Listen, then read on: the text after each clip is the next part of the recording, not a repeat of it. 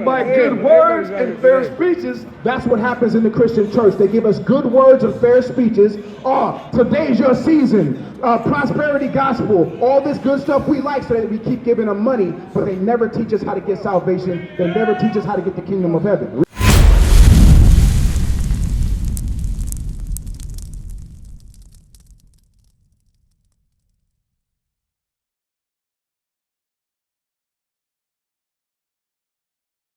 How do we lose our nationality? How do we lose our image of Christ? How do we lose our understanding of God? What happened?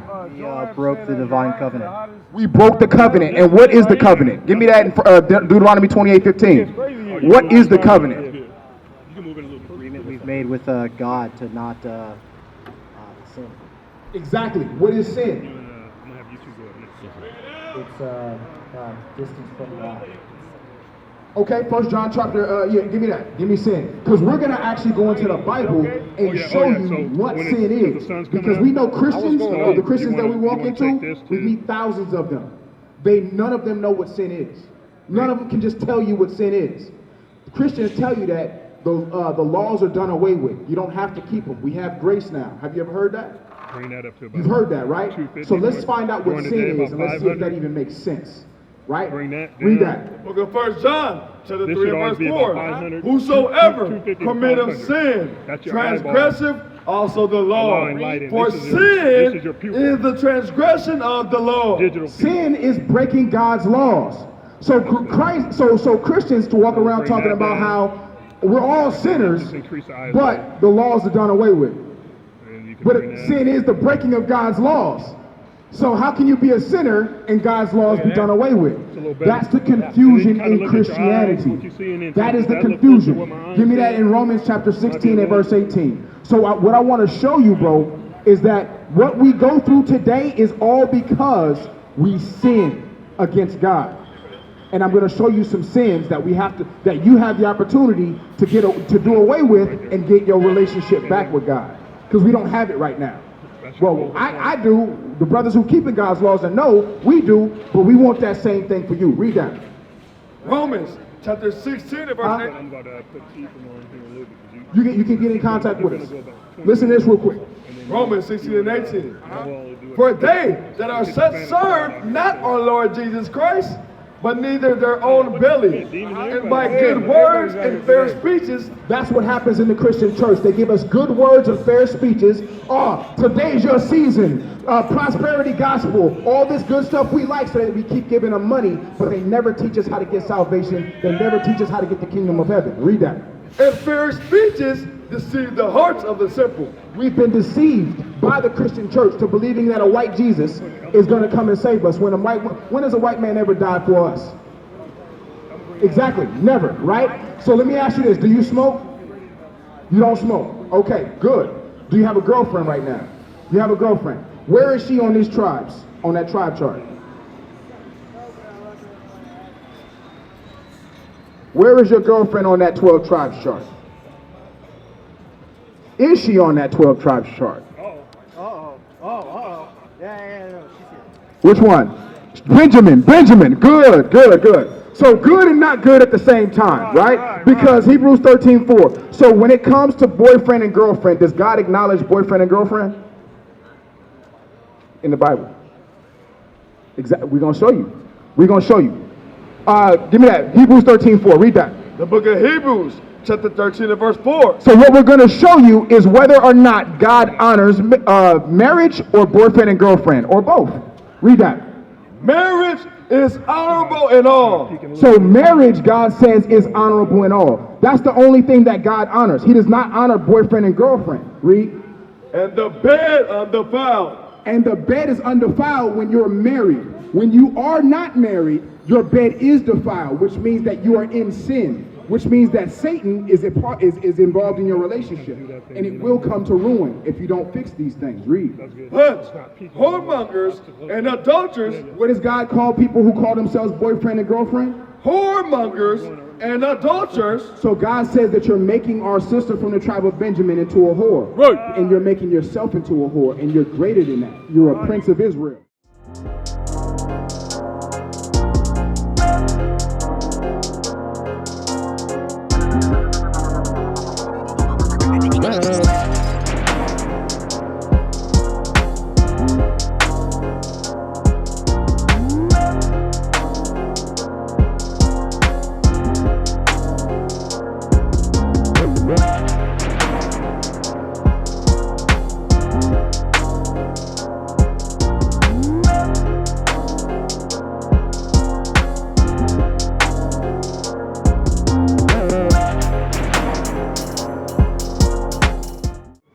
didn't know these things before, but now you're starting to understand how kings move, how royalty moves. Read that.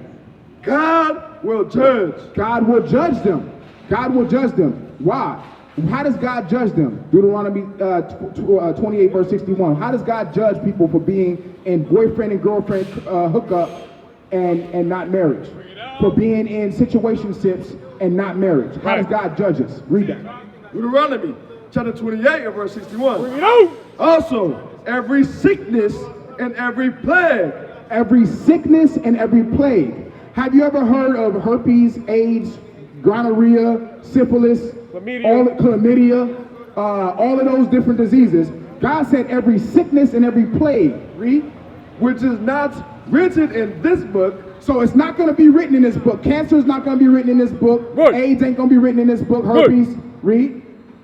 Written in this book, then will the Lord bring upon thee. The Lord is going to bring upon thee until what? Until thou be destroyed. So that's how one of the ways that God's going to take your life, because he's going to go ahead and she's not your wife, so she can go ahead and technically sleep with whoever she wants. Bring it out. That's the spirit behind boyfriend and girlfriend. Even if you think y'all are committed, that's the spirit behind boyfriend and girlfriend, because there's no covenant binding you. You understand? Now read it from the top one more time. I'll show you something else. Also, every sickness and every plague. Have you ever heard of a plague of the heart? A plague of the heart is when you go ahead and break up. Relationships like that, boyfriend and girlfriend, they break up all the time. They cause you stress. They cause you all kind of different pain of your heart. Why? Because you have not made an honest woman out of that woman. So guess what? She's going to be for the streets. She's going to be for the rest of the world. She's going to keep her Instagram. She's going to keep her social media accounts open and be getting DMs from any guy that sees her. You understand? So now you have a plague of the heart. The mind is now plagued because you're worried about losing your girl.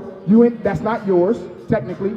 You're also possibly being cheated on, but you're also going through breakups and things like that. Marriage is forever.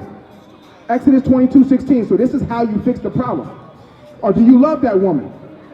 You love her. How long you been together? About a year. I understand you got to go. Listen to this while you go. Read that. Exodus 22:16.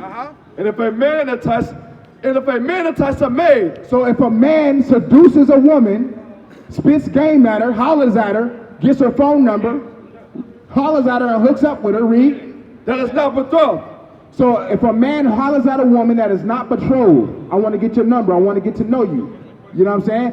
And she is not promised to another man, read. And lie with her. And do what? Lie with her. And have sex with her, read. He shall surely endow her to be his wife. He shall surely endow her, meaning make her his wife. Right. If you lay with her, you're supposed to stay with her. Marriage is a serious, serious thing. Give me that in Malachi chapter 2. Malachi chapter 2 and verse 14.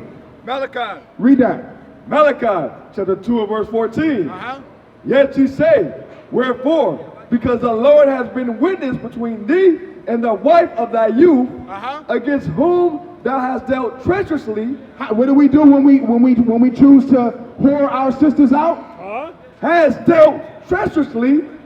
Yet treacherously is dealing with someone through lies, deceit, through fornication, through adultery. That's dealing treacherously with the wife of your youth. Read. Yet if she, thy companion, the wife of thy covenant. The wife of thy what? Thy covenant. So marriage is a part of the covenant that the Israelites broke with God. So when we started stealing, we didn't just start stealing. We started hoeing too. When we started hoeing, we started breaking up marriages. We started divorcing. We started doing all manner of other wicked things because one sin leads to another. They got a song that says one thing leads to another, but guess what?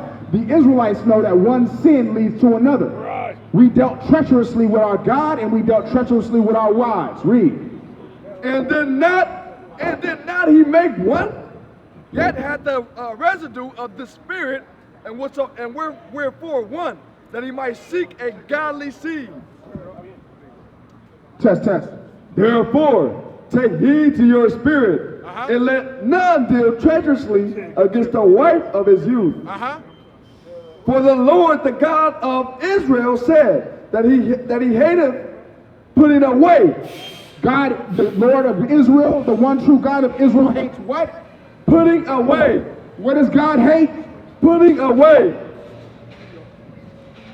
God hates putting away. Okay. God hates putting away. God hates divorce. That's what putting away is. Read that again. For the Lord, the God of Israel, said that he hateth putting away. God hates divorce. So guess what happens? When you're in these boyfriend and girlfriend relationships, what are y'all doing? Is y'all are simulating a fake marriage. That's what's happening. You're dealing treacherously with the covenant of God. Marriage is a covenant, and it's a most holy covenant that God hates when you break it. So when you go ahead and sleep with woman to woman, man to man, and you never marry that person, God says that that is dealing treacherously with your people. You are not able to bring forth, because what does the marriage represent? Marriage represents the nation building of a nation. So guess what? When you're shortcutting, backdoor marriage, when you're going through the other routes and you're not doing it correctly, guess what God says? You're dealing treacherously with the wife of your youth. What is a nation? Nation is family. Nation is community. Nation is men leading by example. Nation is women's support. Nation is children with role models. Nation is unity. Nation